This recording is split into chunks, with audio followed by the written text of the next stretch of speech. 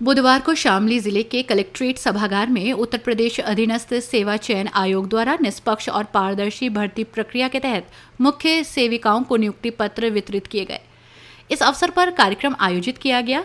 इस मौके पर बीजेपी एमएलसी वीरेंद्र सिंह गुर्जर, सदर विधायक प्रशांत चौधरी, थाना भवन विधायक अशरफ अली, बीजेपी प्रदेश उपाध्यक्ष मोहित बेनीवाल, डीएम अरविंद कुमार सहित कई प्रशासनिक अधिकारी मौजूद रहे। कार्यक्रम में 1.5 दर्जन से अधिक युवतियों और महिलाओं को नियुक्ति पत्र सौंपे गए। नियुक्ति पत्र प्राप्त करने वाली महिलाओं और युवतियों ने योगी सरकार के प्रति आभार व्यक्त किया। कार्यक्रम का आयोजन डीएम अरविंद कुमार के नेतृत्व में हुआ। इस दौरान सबसे पहले लखनऊ से मुख्यमंत्री योगी आदित्यनाथ के संबोधन का सीधा प्रसारण दिखाया गया। इसके बाद डीएम अरविंद कुमार, एमएलसी वीरेंद्र सिंह, सदर विधायक प्रशांत चौधरी और थाना भवन विधायक अशरफ अली ने चयनित युवतियों और महिलाओं को नियुक्ति पत्र वितरित किए। बीजेपी प्रदेश उपाध्यक्ष मोहित बेनीवाल ने कहा कि मोदी और योगी सरकार की डबल इंजन सरकार ने पारदर्शी भर्ती प्रक्रिया सुनिश्चित की है। उन्होंने बताया कि ये भर्ती मासूम बच्चों तक पौष्टिक आहार और खाद्य सामग्री पारदर्शी तरीके से पहुंचाने के लिए महत्वपूर्ण कदम है। नियुक्ति पत्र प्राप्त करने वाली एक महिला ने कहा, हमने इस भर्ती प्रक्रिया के लिए आवेदन किया था। सरकार ने पूरी तरह निष्पक्ष और पारदर्शी तरीके से चयन किया है, जिसके लिए हम योगी सरकार को धन्यवाद देते हैं और सरकार बधाई की पात्र है। नियुक्ति पत्र दिए गए, मुख्यमंत्री जी ने भी दिया, आप लोगों ने भी दिए, किस विभाग के तहत कितने दिए गए हैं? ये महिला बाल विकास विभाग की ओर से प्रत्येक 25 आंगनबाड़ी केंद्रों पर एक मुख्य सेविका तैनात किए जाने हेतु आज नियुक्ति पत्र पूरे प्रदेश के अंदर प्रदान किए गए। माननीय मुख्यमंत्री आदरणीय योगी आदित्यनाथ जी के नेतृत्व में ये उत्तर प्रदेश में पहले की सरकारों में क्या होता था कि नियुक्तियां पहले ही तय हो जाती थी, लेकिन गुण और दोष के आधार पर निर्णय नहीं होते थे। युवाओं को, महिलाओं को, इनको रोजगार के अवसर प्राप्त नहीं होते थे। उसको बदलते हुए एक बीमारू राज्य जो उत्तर प्रदेश, जिसको पूर्व की सरकारों ने बीमारू राज्य के रूप में उत्तर प्रदेश को पहचान बना दी थी, उसको बदलते हुए अब गुण और दोष के आधार पर युवाओं को, महिलाओं को रोजगार देने का काम हो रहा है।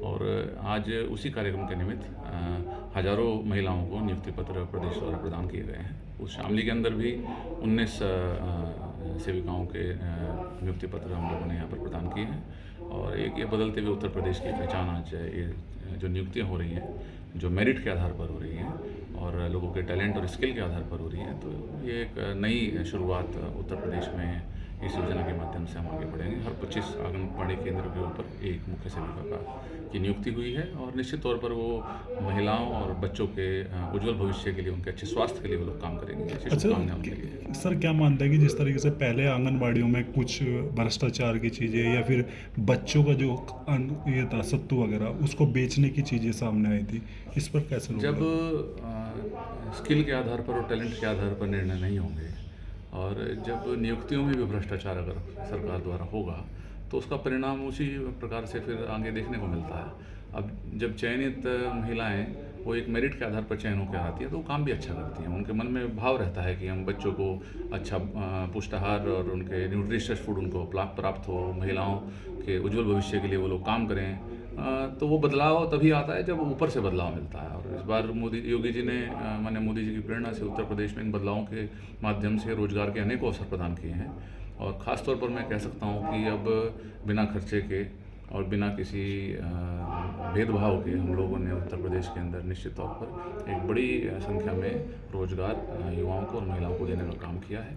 अगर आपके पास टैलेंट है, आपकी स्किल है, आपके पास काबिलियत है, तो आपको रोजगार मिलेगा और उसी आधार पर नहीं। सर, अमेरिका ने टैरिफ भारी भरकम लगाया है देश पे और प्रधानमंत्री जी ने लाल किले की प्राचीन से भी स्वदेशी अपनाने का संदेश दिया है, तो इसको कैसे नज़रिए से देखते हैं?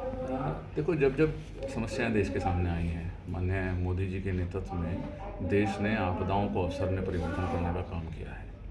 टैरिफ उन्होंने लगाया, लेकिन आज भारत की स्थिति है कि हम मेक इन इंडिया की बात करते हैं। हम लोग स्वदेशी की ओर बढ़े हैं और हमारा उत्पादन हमारे देश के अंदर जो देश के युवाओं, महिलाओं और देश के किसानों के पसीने से जो उत्पादन होगा, वो देश के अंदर अगर उसकी खपत बढ़ेगी तो निश्चित तौर पर हमारी आर्थिक प्रगति को कोई रोक नहीं पाएगा।